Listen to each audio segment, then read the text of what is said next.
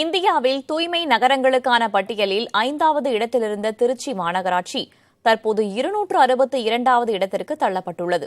சுகாதாரத்தில் திருச்சி ஒரேடியாக பின்னோக்கி செல்ல என்ன காரணம் பார்க்கலாம். மத்திய அரசு கடந்த 2016ஆம் ஆண்டு வெளியிட்ட இந்தியாவின் தூய்மை நகரங்களுக்கான தரவரிசை பட்டியலில் 5வது இடத்தை பிடித்திருந்த திருச்சி மாநகராட்சி தற்போதைய பட்டியலில் 262வது இடத்திற்கு பின் தள்ளப்பட்டதற்கான சாட்சியாக உள்ளன இந்த காட்சிகள்.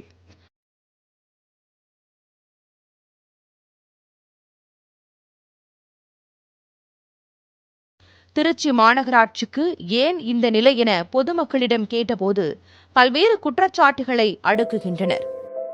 நீங்க காலையில குப்பை வாங்குறீங்க, பகல் ஃபுல்லா நாங்க எங்க போடுவோம்? இப்போ ஒரு காய் எரியுது, கத்திரிக்காய் எரியுது, வெங்காயம் எரியுது, எல்லாத்தையும் மூட்டையை சேர்த்து வச்சுக்கோமா. அது எங்க வீட்டுக்குள்ள சுகாதார கேடு இல்லையா? அது கொசு வராதா? அதுல எறும்பு வராதா? அப்படிங்கும்போது அதை கொண்டு நாங்க வெளியே தான் ஸ்டோர் பண்ண பார்ப்போம். இப்போ என்ன பண்ணுவாங்க, இப்போ சர்வெண்ட் வச்சிருக்கோம்னு வச்சுங்களேன், அதை மூட்டையை கட்டி அப்படியே போற வழியில ரோட்ல தூக்கி போட்டு போயிடுறாங்க. போதிய ஊழியர்கள் இல்லைன்னா இவங்க ஊழியர்களை பணி அமர்த்தணும். எத்தனையோ பேர் வேலை இல்லாமல் இருக்கிறாங்க, பணி அமர்த்த மாட்டேன்றாங்க. தனியார்கிட்ட ஒப்படைக்கிறதுல தான் குறியாக இருக்காங்களே ஒழிய அரசே முன்னெடுத்து எந்த வேலையும் செய்ய மாட்டேங்குது.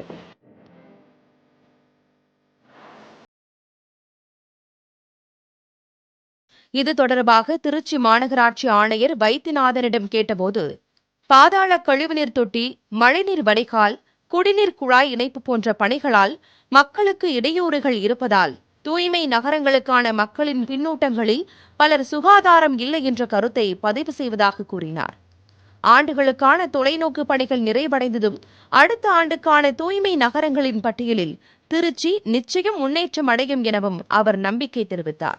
தூய்மை நகர போட்டியில் முன்பெல்லாம் 100 நகரங்களே இருந்த நிலையில் தற்போது 300 நகரங்களுக்கு மேல் போட்டியிடுவதும் பட்டியலில் திருச்சி மாநகரம் பின்தங்க காரணமாக உள்ளதாகவும், ஆனால் மதிப்பெண்கள் அடிப்படையில் அதிக அளவில் இருப்பதாகவும் வைத்தியநாதன் தெரிவித்தார். புதிய தலைமுறைக்காக ஒளிப்பதிவாளர் சசிகுமாருடன் பிருந்தா.